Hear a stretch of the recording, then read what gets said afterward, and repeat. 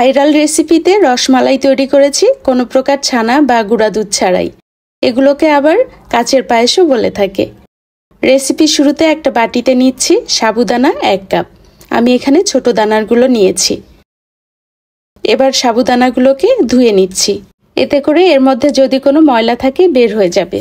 ধুয়ে রাখা সাবুদানার মধ্যে পানি দিয়ে দিলাম আধা কাপ। এরকম সাবুর সমান হতে হবে। একটা পাশে রেখে দিচ্ছি 15 থেকে 20 মিনিটের জন্য। চুলায় একটি প্যানে 1 লিটার দুধ বসিয়ে দিয়েছি।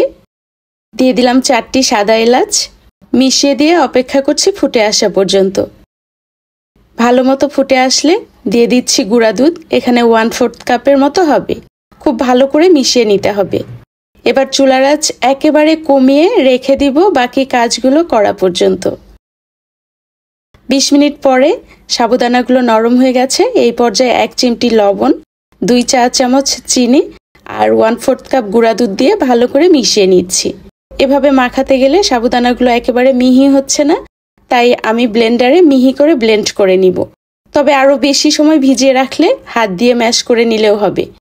এই পর্যায়ে অনেক বেশি আঠালো, তাই 1 চা চামচ ঘি দিয়ে ভালো করে মাখিয়ে নিলাম।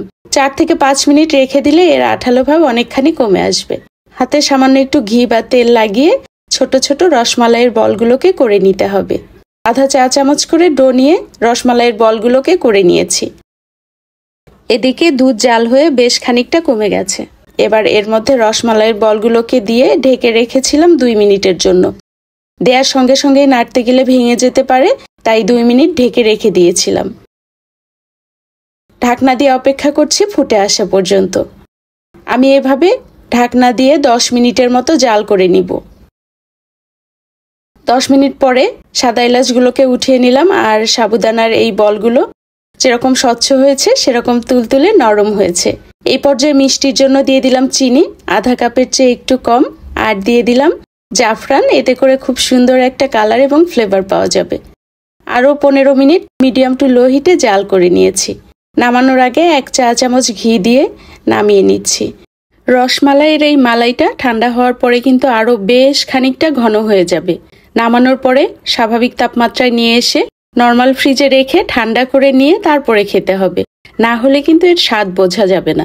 গরম অবস্থায় রসমালাইয়ের বলগুলো চুইংগামের মতো মনে হবে, তবে নর্মাল ফ্রিজে সারা রাত রেখে দিয়ে পরের দিন সকালে খেতে অনেক বেশি ভালো লাগে। উপর থেকে পেস্তা বাদাম কুচি আর জাফরান দিয়ে সার্ভ করে দিয়েছি।